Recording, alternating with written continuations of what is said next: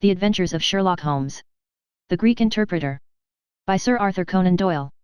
During my long and intimate acquaintance with Mr. Sherlock Holmes I had never heard him refer to his relations, and hardly ever to his own early life.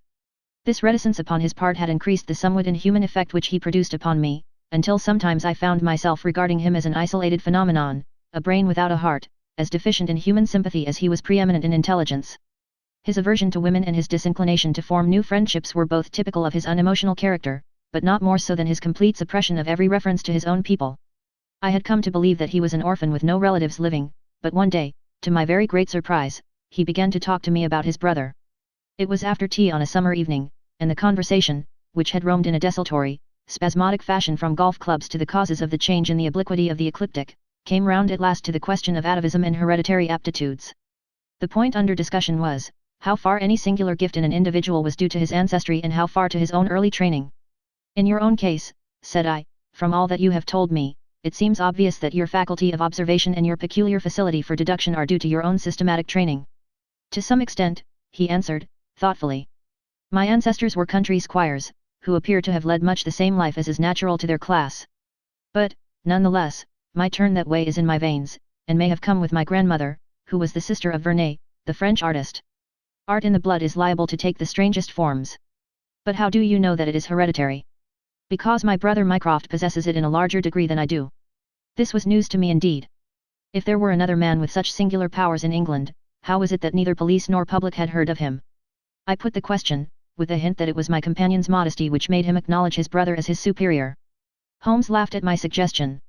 My dear Watson, said he, I cannot agree with those who rank modesty among the virtues.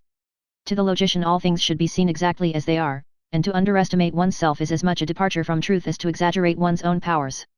When I say, therefore, that Mycroft has better powers of observation than I, you may take it that I am speaking the exact and literal truth.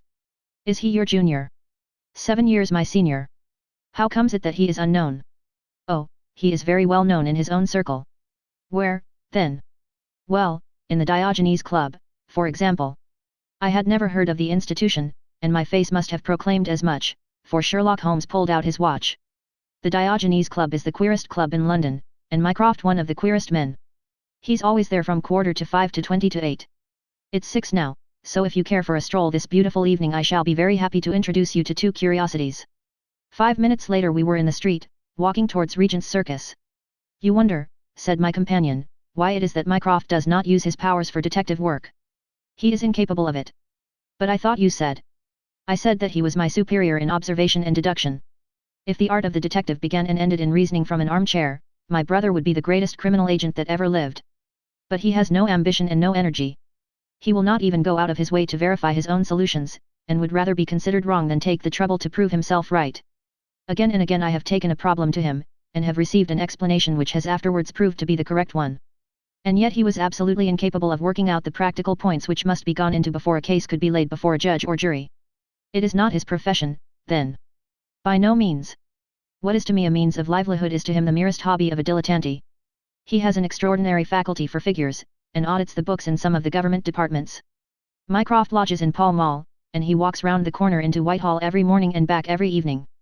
From year's end to year's end he takes no other exercise, and is seen nowhere else, except only in the Diogenes Club, which is just opposite his rooms. I cannot recall the name. Very likely not. There are many men in London, you know, who, some from shyness, some from misanthropy, have no wish for the company of their fellows. Yet they are not averse to comfortable chairs and the latest periodicals. It is for the convenience of these that the Diogenes Club was started, and it now contains the most unsociable and unclubbable men in town. No member is permitted to take the least notice of any other one. Save in the strangers' room, no talking is, under any circumstances, allowed, and 3 offences, if brought to the notice of the committee, render the talker liable to expulsion. My brother was one of the founders, and I have myself found it a very soothing atmosphere. We had reached Pall Mall as we talked, and were walking down it from the St. James's end.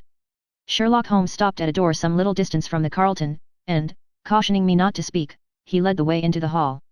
Through the glass panelling I caught a glimpse of a large and luxurious room, in which a considerable number of men were sitting about and reading papers, each in his own little nook. Holmes showed me into a small chamber which looked out into Pall Mall, and then, leaving me for a minute, he came back with a companion whom I knew could only be his brother. Mycroft Holmes was a much larger and stouter man than Sherlock.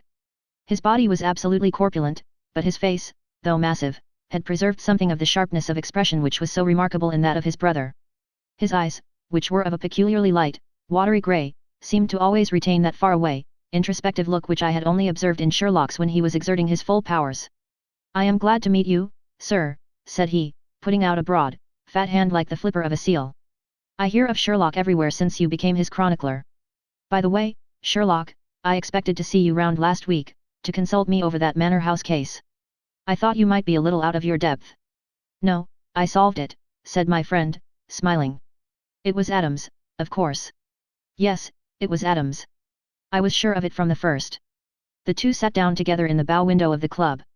"To anyone who wishes to study mankind this is the spot," said Mycroft. "Look at the magnificent types. Look at these two men who are coming towards us, for example. The billiard marker and the other." "Precisely. What do you make of the other?" The two men had stopped opposite the window. Some chalk marks over the waistcoat pocket were the only signs of billiards which I could see in one of them.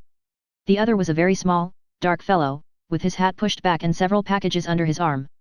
"An old soldier, I perceive," said Sherlock. "And very recently discharged," remarked the brother. "Served in India, I see. And a non-commissioned officer. Royal Artillery, I fancy," said Sherlock. "And a widower. But with a child." "Children, my dear boy, children." "Come," said I, laughing, "this is a little too much." "Surely," answered Holmes, "it is not hard to say that a man with that bearing, expression of authority, and sun-baked skin, is a soldier, is more than a private, and is not long from India. That he has not left the service long is shown by his still wearing his ammunition boots, as they are called," observed Mycroft.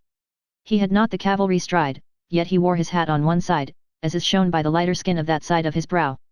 His weight is against his being a sapper. He is in the artillery. Then, of course, his complete mourning shows that he has lost someone very dear. The fact that he is doing his own shopping looks as though it were his wife. He has been buying things for children, you perceive. There is a rattle, which shows that one of them is very young.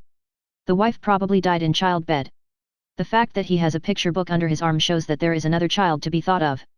I began to understand what my friend meant when he said that his brother possessed even keener faculties than he did himself.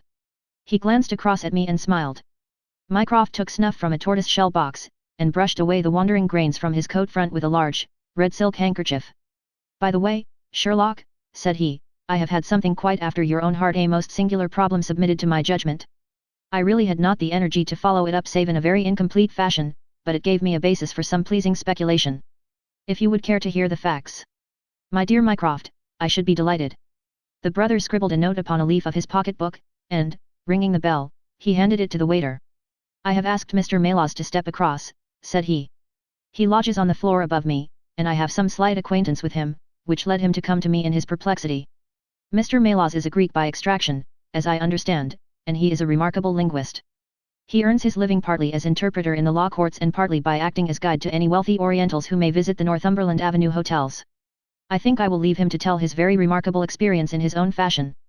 A few minutes later we were joined by a short, stout man whose olive face and coal-black hair proclaimed his southern origin, though his speech was that of an educated Englishman. He shook hands eagerly with Sherlock Holmes, and his dark eyes sparkled with pleasure when he understood that the specialist was anxious to hear his story.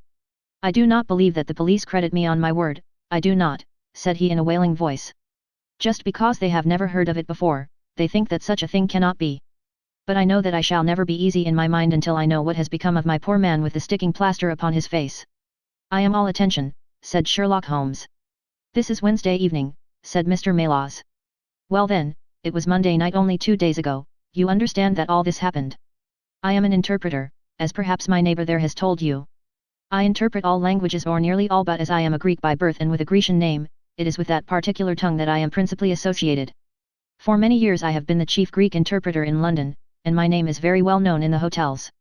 It happens not unfrequently that I am sent for at strange hours by foreigners who get into difficulties, or by travellers who arrive late and wish my services.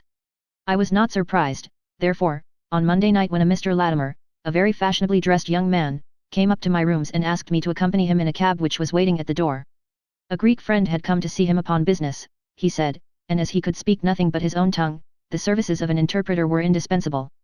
He gave me to understand that his house was some little distance off, in Kensington, and he seemed to be in a great hurry, bustling me rapidly into the cab when we had descended to the street.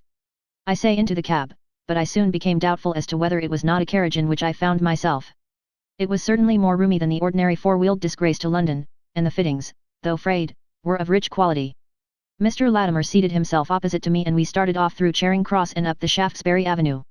We had come out upon Oxford Street and I had ventured some remark as to this being a roundabout way to Kensington, when my words were arrested by the extraordinary conduct of my companion. He began by drawing a most formidable-looking bludgeon loaded with lead from his pocket, and switching it backward and forward several times, as if to test its weight and strength. Then he placed it without a word upon the seat beside him. Having done this, he drew up the windows on each side, and I found to my astonishment that they were covered with papers so as to prevent my seeing through them. "I am sorry to cut off your view, Mr. Maylaws," said he. "The fact is that I have no intention that you should see what the place is to which we are driving. It might possibly be inconvenient to me if you could find your way there again." As you can imagine, I was utterly taken aback by such an address. My companion was a powerful, broad-shouldered young fellow, and, apart from the weapon, I should not have had the slightest chance in a struggle with him. "This is very extraordinary conduct, Mr. Latimer," I stammered. "You must be aware that what you are doing is quite illegal." "It is somewhat of a liberty, no doubt," said he, "but we'll make it up to you. I must warn you, however, Mr. Maylaws, that if at any time tonight you attempt to raise an alarm or do anything which is against my interests, you will find it a very serious thing. I beg you to remember that no one knows where you are, and that, whether you are in this carriage or in my house, you are equally in my power." His words were quiet, but he had a rasping way of saying them which was very menacing. I sat in silence wondering what on earth could be his reason for kidnapping me in this extraordinary fashion. Whatever it might be, it was perfectly clear that there was no possible use in my resisting, and that I could only wait to see what might befall. For nearly 2 hours we drove without my having the least clue as to where we were going. Sometimes the rattle of the stones told of a paved causeway, and at others our smooth, silent course suggested asphalt, but, save by this variation in sound, there was nothing at all which could in the remotest way help me to form a guess as to where we were. The paper over each window was impenetrable to light, and a blue curtain was drawn across the glass work in front. It was 7:15 when we left Pall Mall, and my watch showed me that it was 10 minutes to 9 when we at last came to a standstill. My companion let down the window, and I caught a glimpse of a low, arched doorway with a lamp burning above it. As I was hurried from the carriage it swung open, and I found myself inside the house, with a vague impression of a lawn and trees on each side of me as I entered. Whether these were private grounds, however, or bona fide country was more than I could possibly venture to say. There was a colored gas lamp inside which was turned so low that I could see little save that the hall was of some size and hung with pictures. In the dim light I could make out that the person who had opened the door was a small, mean-looking, middle-aged man with rounded shoulders. As he turned towards us the glint of the light showed me that he was wearing glasses. "Is this Mr. Maylaws, Harold?" said he. "Yes." Well done, well done. "No ill will, Mr. Maylaws, I hope, but we could not get on without you. If you deal fair with us you'll not regret it, but if you try any tricks, God help you." He spoke in a nervous, jerky fashion, and with little giggling laughs in between, but somehow he impressed me with fear more than the other. "What do you want with me?" I asked. "Only to ask a few questions of a Greek gentleman who is visiting us, and to let us have the answers. But say no more than you are told to say, or," here came the nervous giggle again, "you had better never have been born." As he spoke he opened a door and showed the way into a room which appeared to be very richly furnished, but again the only light was afforded by a single lamp half turned down. The chamber was certainly large, and the way in which my feet sank into the carpet as I stepped across it told me of its richness. I caught glimpses of velvet chairs, a high white marble mantelpiece, and what seemed to be a suit of Japanese armor at one side of it. There was a chair just under the lamp, and the elderly man motioned that I should sit in it. The younger had left us, but he suddenly returned through another door, leading with him a gentleman clad in some sort of loose dressing gown who moved slowly towards us. As he came into the circle of dim light which enables me to see him more clearly I was thrilled with horror at his appearance. He was deadly pale and terribly emaciated, with the protruding, brilliant eyes of a man whose spirit was greater than his strength. But what shocked me more than any signs of physical weakness was that his face was grotesquely criss-crossed with sticking plaster, and that one large pad of it was fastened over his mouth. "Have you the slate, Harold?" cried the older man, as this strange being fell rather than sat down into a chair. "Are his hands loose? Now, then, give him the pencil. You are to ask the questions, Mr. Maylaws, and he will write the answers. Ask him first of all whether he is prepared to sign the papers." The man's eyes flashed fire. "Never," he wrote in Greek upon the slate. "On no conditions?" I asked, "at the bidding of our tyrant? Only if I see her married in my presence by a Greek priest whom I know." The man giggled in his venomous way. "You know what awaits you, then. I care nothing for myself. These are samples of the questions and answers which made up our strange half-spoken, half-written conversation. Again and again I had to ask him whether he would give in and sign the documents. Again and again I had the same indignant reply. But soon a happy thought came to me. I took to adding on little sentences of my own to each question, innocent ones at first, to test whether either of our companions knew anything of the matter, and then, as I found. The man tore the plaster from his lips and rushed into the woman's arms. The man tore the plaster from his lips and rushed into the woman's arms. That they showed no signs I played a more dangerous game. Our conversation ran something like this. You can do no good by this obstinacy. Who are you? I care not. I am a stranger in London. Your fate will be upon your own head. How long have you been here? Let it be so. 3 weeks. The property can never be yours. What ails you? It shall not go to villains. They are starving me. You shall go free if you sign. What house is this? I will never sign. I do not know. You are not doing her any service. What is your name? Let me hear her say so. Cratides. You shall see her if you sign. Where are you from? Then I shall never see her. Athens. Another 5 minutes, Mr. Holmes, and I should have wormed out the whole story under their very noses. My very next question might have cleared the matter up, but at that instant the door opened and a woman stepped into the room. I could not see her clearly enough to know more than that she was tall and graceful, with black hair, and clad in some sort of loose white gown. Harold, said she, speaking English with a broken accent. I could not stay away longer.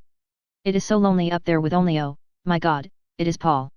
These last words were in Greek, and at the same instant the man with a convulsive effort tore the plaster from his lips, and screaming out Sophie!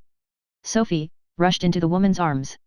Their embrace was but for an instant, however, for the younger man seized the woman and pushed her out of the room, while the elder easily overpowered his emaciated victim, and dragged him away through the other door. For a moment I was left alone in the room, and I sprang to my feet with some vague idea that I might in some way get a clue to what this house was in which I found myself.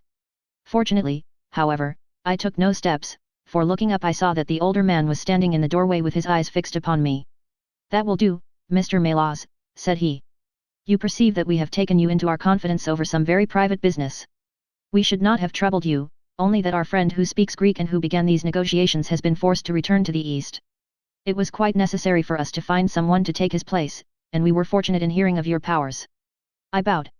There are 5 sovereigns here, said he, walking up to me, which will, I hope, be a sufficient fee. But remember, he added, tapping me lightly on the chest and giggling, if you speak to a human soul about this one human soul, mind well, may God have mercy upon your soul. I cannot tell you the loathing and horror with which this insignificant-looking man inspired me.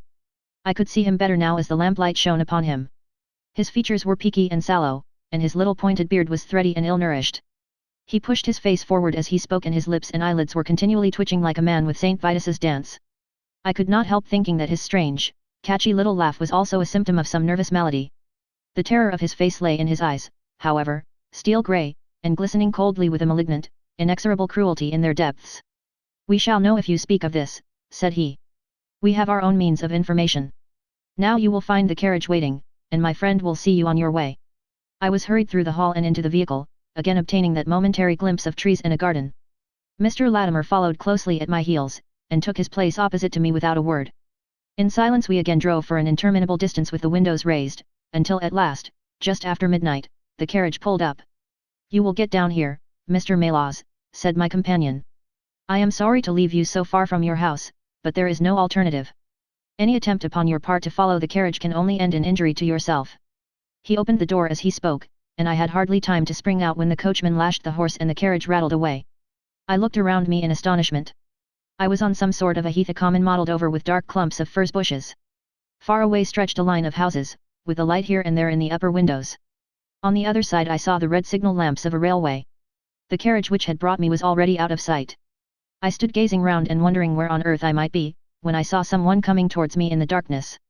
As he came up to me I made out that he was a railway porter. Can you tell me what place this is? I asked. Wandsworth Common, said he. Can I get a train into town? If you walk on a mile or so to Clapham Junction, said he, you'll just be in time for the last to Victoria. So that was the end of my adventure, Mr. Holmes.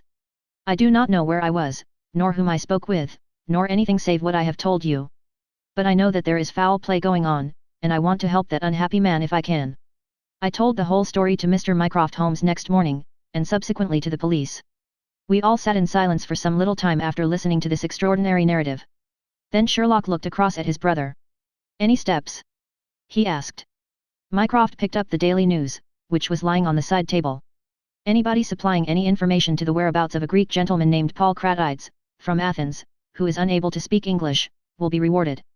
A similar reward paid to anyone giving information about a Greek lady whose first name is Sophie. X2473. That was in all the dailies. No answer. How about the Greek legation? I have inquired. They know nothing. A wire to the head of the Athens police, then. Sherlock has all the energy of the family, said Mycroft, turning to me. Well, you take the case up by all means, and let me know if you do any good. Certainly, answered my friend, rising from his chair. I'll let you know, and Mr. Maylaws also. In the meantime, Mr. Maylaws, I should certainly be on my guard, if I were you, for of course they must know through these advertisements that you have betrayed them. As we walked home together, Holmes stopped at a telegraph office and sent off several wires. You see, Watson, he remarked, our evening has been by no means wasted. Some of my most interesting cases have come to me in this way through Mycroft. The problem which we have just listened to, although it can admit of but one explanation, has still some distinguishing features. You have hopes of solving it. Well, knowing as much as we do, it will be singular indeed if we fail to discover the rest. You must yourself have formed some theory which will explain the facts to which we have listened. In a vague way, yes. What was your idea, then?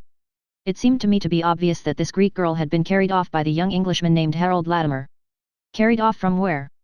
Athens, perhaps. Sherlock Holmes shook his head. This young man could not talk a word of Greek. The lady could talk English fairly well. Inference that she had been in England some little time, but he had not been in Greece. Well, then, we will presume that she had come on a visit to England, and that this Harold had persuaded her to fly with him. That is more probable. Then the brother for that, I fancy, must be the relationship comes over from Greece to interfere. He imprudently puts himself into the power of the young man and his older associate. They seize him and use violence towards him in order to make him sign some papers to make over the girl's fortune of which he may be trustee to them. This he refuses to do. In order to negotiate with him they have to get an interpreter, and they pitch upon this Mr. Maylaws, having used some other one before.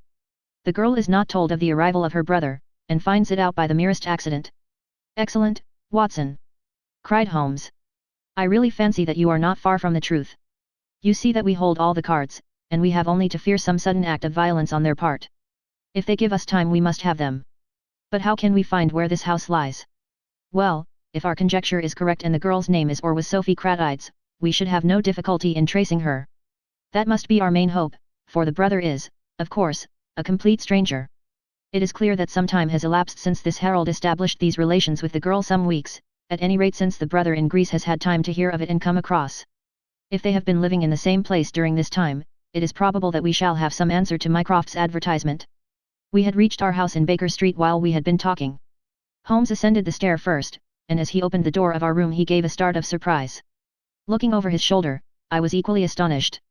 His brother Mycroft was sitting smoking in the armchair. Come in, Sherlock. Come in, sir, said he blandly, smiling at our surprised faces. You don't expect such energy from me, do you, Sherlock? But somehow this case attracts me. How did you get here? I passed you in a hansom. There has been some new development. I had an answer to my advertisement. Ah. Yes, it came within a few minutes of your leaving. And to what effect? Mycroft Holmes took out a sheet of paper. Here it is, said he, written with a J pen on royal cream paper by a middle-aged man with a weak constitution. Sir, he says, in answer to your advertisement of today's date, I beg to inform you that I know the young lady in question very well. If you should care to call upon me I could give you some particulars as to her painful history. She is living at present at the Myrtles, Beckenham. Yours faithfully, J. Davenport. He writes from Lower Brixton, said Mycroft Holmes. Do you not think that we might drive to him now, Sherlock, and learn these particulars? My dear Mycroft, the brother's life is more valuable than the sister's story. I think we should call at Scotland Yard for Inspector Gregson, and go straight out to Beckenham. We know that a man is being done to death, and every hour may be vital. Better pick up Mr. Maylaws on our way, I suggested. We may need an interpreter. Excellent, said Sherlock Holmes. Send the boy for a four-wheeler, and we shall be off at once. He opened the table drawer as he spoke, and I noticed that he slipped his revolver into his pocket. Yes, said he, in answer to my glance, I should say from what we have heard, that we are dealing with a particularly dangerous gang. It was almost dark before we found ourselves in Pall Mall, at the rooms of Mr. Maylaws. A gentleman had just called for him, and he was gone. Can you tell me where? Asked Mycroft Holmes. I don't know, sir, answered the woman who had opened the door, I only know that he drove away with the gentleman in a carriage. Did the gentleman give a name? No, sir. He wasn't a tall, handsome, dark young man. Oh, no, sir. He was a little gentleman, with glasses, thin in the face, but very pleasant in his ways, for he was laughing all the time that he was talking. Come along! Cried Sherlock Holmes, abruptly. This grows serious, he observed, as we drove to Scotland Yard. These men have got hold of Maylaws again. He is a man of no physical courage, as they are well aware from their experience the other night. This villain was able to terrorize him the instant that he got into his presence. No doubt they want his professional services, but, having used him, they may be inclined to punish him for what they will regard as his treachery. Our hope was that, by taking train, we might get to Beckenham as soon or sooner than the carriage. On reaching Scotland Yard, however, it was more than an hour before we could get Inspector Gregson and comply with the legal formalities which would enable us to enter the house. It was 10:15 before we reached London Bridge, and 5:30 before the four of us alighted on the Beckenham platform. A drive of half a mile brought us to the Myrtles, a large, dark house standing back from the road in its own grounds. Here we dismissed our cab, and made our way up the drive together. The windows are all dark, remarked the inspector. The house seems deserted. Our birds are flown and the nest empty, said Holmes. Why do you say so? A carriage heavily loaded with luggage has passed out during the last hour. The inspector laughed. I saw the wheel tracks in the light of the gate lamp, but where does the luggage come in? You may have observed the same wheel tracks going the other way.